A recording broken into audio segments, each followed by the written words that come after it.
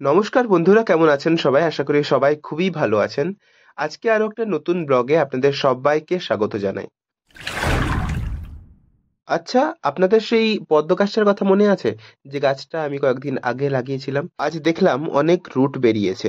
এর রিপোর্টিং করার সময় চলে এসেছে। সেই ভিডিওটিও আমি আপনাদের সঙ্গে অবশ্যই শেয়ার করব। আজ একটা বন্ধুর জন্মদিন। তাই আমরা সকাল সকাল বেরিয়ে পড়েছি পুজো দেওয়ার জন্য। যেহেতু আমাদের পুরো দিনটা ছিল ফিক্সড শিডিউলড, তাই আমরা খুবই সকাল সকাল বাড়ি থেকে বেরিয়ে পড়েছিলাম। আমরা যাব মা গুপ্তমণি মন্দিরে পুজো দিতে। মন্দিরটি যেহেতু পুরনো রূপ আর নেই, নতুন রূপে যেহেতু গড়ে তোলা হচ্ছে, এই নতুন ভাবে গড়ে ওঠা মন্দিরটিতে আমার এর আগে আসা হয়ে ওঠেনি, তাই সুযোগ পেয়ে একদম পাশ থেকে দর্শন করতে চলে এলাম। মন্দিরটির নতুন রূপ দেখে সত্যি মুগ্ধ হলাম। যেখানে কয়েকদিন আগে পর্যন্ত মন্দিরটির জায়গা অনেকটাই কম মনে হতো, সেখানে এখন উন্মুক্ত খোলা জায়গা, ভক্তের সুবিধার জন্য লাইনের মধ্যে অসংখ্য পাখার ব্যবস্থা করা হয়েছে। মন্দিরটি আগের থেকে অনেক বেশি সাজানো গোছানো ও পরিপাটি করে তোলা হচ্ছে। আচ্ছা বন্ধুরা, পুজো দেওয়ার পর কথা হবে।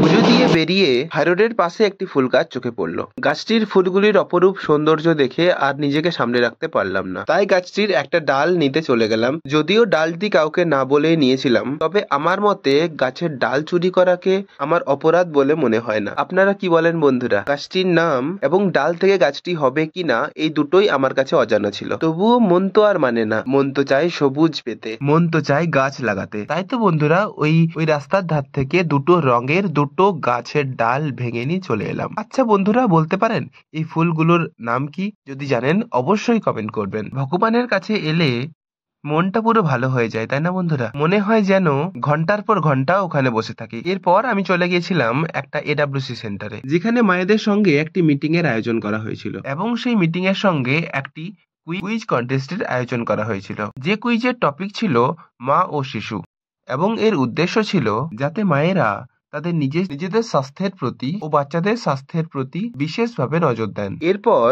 ওনাদের প্রাইজ দেওয়া হয়। গ্রামে-গঞ্জে মায়েদের সচেতনতা বৃদ্ধির জন্য এটি একটি অভিনব উদ্যোগ বলে আমার মনে হলো, যাতে মায়েরা আরো বেশি সচেতন হয়ে উঠতে পারে। বিকেলে ঘুরতে বেরিয়ে হঠাৎই মনে পড়লো সেই বন্ধুটার বার্থডের কথা। তাই আর দেরি না করে কিছু বন্ধুকে ফোন করলাম, যাতে সারপ্রাইজটা দিতে পারি, তাই প্ল্যান করার জন্য। তাই আর দেরি না করে কেক আনতে চলে গেলাম। রাস্তার মধ্যে দেখলাম একটা মন্দিরকে খুব সুন্দরভাবে সাজানো হয়েছে। আমি ভাবলাম হয়তো মেলা হবে, কিন্তু দাদা বলল এই মন্দিরটা সব দিনই এই সুন্দরভাবে সাজানো থাকে। মন্দিরটার পাশেই ছিল কেক দোকান। দোকানটা ছিল কাঁচের দোকান। আচ্ছা বন্ধুরা, কারা কারা এখনো কাঁচের দরজা দেখলে ঘাবড়ে যান? টানলে খুলবে না ঠেললে খুলবে, এটা ভাবতে ভাবতেই কিছুটা সময় পেরিয়ে যায়। আমার সঙ্গে কিন্তু প্রায়শই ঘটে। দোকানের মধ্যে গিয়ে দেখলাম বিভিন্ন রকমারি কেক রয়েছে। সবচেয়ে সুন্দর কেকটা অর্ডার করে নিলাম। লেখা করালাম বন্ধুর ডাক, ডেকোরেশন করালাম মনের মতন করে, সঙ্গে নিলাম প্রয়োজনীয় কিছু টুকিটাকি। তারপর সুন্দরভাবে ডেকোরেশন করে সেলিব্রেশন হলো বন্ধুর বার্থডে। চলো বন্ধুরা, বাই বাই, আমরা এখন কেক খাই। দেখা হবে পরবর্তী কোনো একটা ভিডিওতে। ততক্ষণ হাসতে থাকুন প্রাণ ভরে